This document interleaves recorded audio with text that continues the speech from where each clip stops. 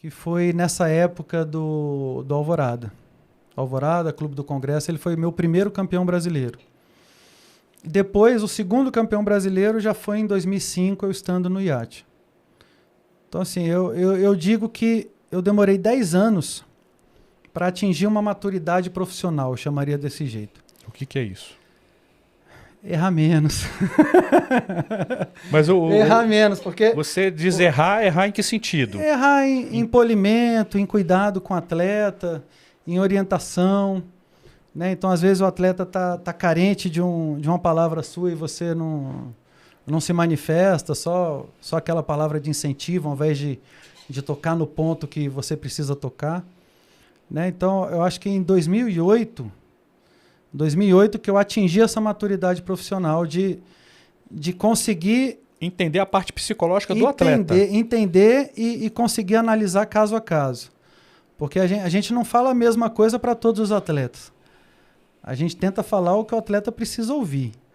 Né? Então, a orientação que eu dou para um pode não servir de nada para o outro. Então, a gente tenta tocar no ponto que vai fazer uma diferença maior. E isso... Você falar ríspido com um funciona, com outro atrapalha. Ele vai virar meu inimigo. Para de nadar. Vai virar meu inimigo. Então, chegar nesse ponto, eu ainda estou aprendendo, tá? Não estou falando que eu sei, não. Ainda estou aprendendo. Mas eu digo que nesse ponto, em 2008, eu melhorei muito. Né? Cometi alguns erros, como não orientar direito o atleta que estava em viagem, ou então o menino que está num brasileiro, a gente fazer uma caminhada muito grande no dia anterior à prova.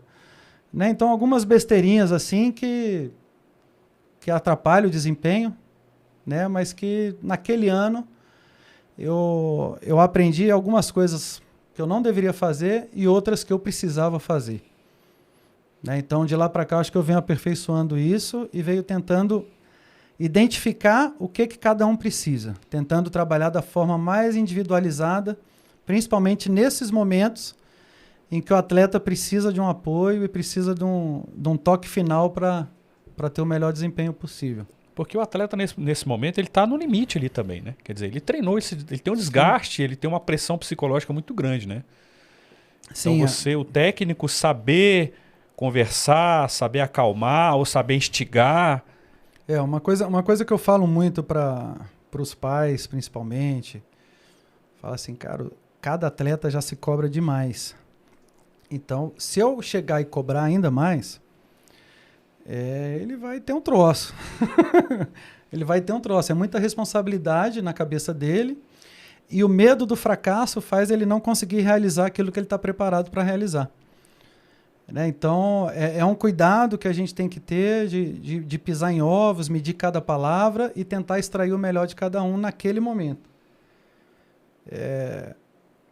As viagens são sempre regadas a muita conversa. Né? Então, quando a gente está numa competição em Brasília, os atletas, eu passo para eles, cada um faz seu aquecimento, vocês têm que se conhecer e tal. Quando a gente chega num brasileiro, que é uma competição importante, que eu tenho menos nadadores, aí, vem cá, fica aqui do meu lado, vamos prestar atenção, não faz isso, faz aquilo. Então, a gente vai... Tem que proteger, né? Isso, assim, vai orientando da melhor maneira. Né? Tem um caso de Tem um atleta, cara, que ele nadou um brasileiro, ele foi primeiro reserva. Não tem nada a ver com o que a gente tá falando, mas eu lembrei disso agora. Não, mas fala aí, o que você lembrou?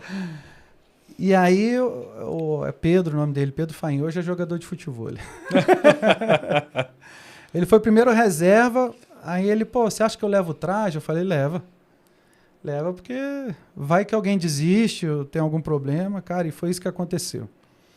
Na hora que a gente chegou lá na arquibancada, né, ia acontecer a prova dele, atenção, técnico do Yacht Clube de Brasília, compareça à cabine. Eu falei, bota o traje que você vai nadar. Já falei para ele e fui andando devagarinho para a cabine. E chegou de tarde, ele fez um tempo melhor do que de manhã. Caramba. Né? Então, esse é um momento que eu fico me perguntando, cara, o que eu poderia ter feito melhor, né? Porque o cara não aqueceu direito, não se preparou e chegou de tarde no susto e nadou melhor. Você acha que isso foi mais a parte psicológica, de estar extremamente despreocupado? Tem a parte física também? Tem as duas coisas. Tem a parte dele estar despreocupado E a parte de eu ter apontado os erros que ele tinha cometido de manhã também. Né? Que ele tinha passado muito forte, tinha tido dificuldade. Foi uma prova de 200 costas. Teve dificuldade Passou de completar forte demais o 50? Forte demais, o primeiro 100, né? E aí de tarde ele dividiu melhor. E assim, o resultado, tanto o positivo como o resultado negativo, eu me sinto culpado. Né? Então, se o cara nadou bem, é ótimo a gente vibrar junto, né? Pô, o cara nadou bem, foi graças ao meu trabalho, mas se o cara errou alguma coisa, não foi bem, dividiu mal, eu falo, pô, eu errei também. E você se cobra muito nisso? Eu me cobro. Eu me cobro muito porque se ele errou alguma coisa na hora da competição, é porque eu não preparei ele da melhor maneira, eu devia ter alertado mais ou ter treinado mais aquela parte. Então, eu me preocupo muito com a parte técnica, com a parte de divisão de prova, do cara se conhecer, saber exatamente o ritmo que ele tem que fazer em cada prova. E isso é desde sempre. Desde sempre eu fico preocupando, cara, onde é que eu posso mostrar para ele que ele está fazendo errado? De que forma eu posso mostrar para ele que ele está fazendo errado? Desses 18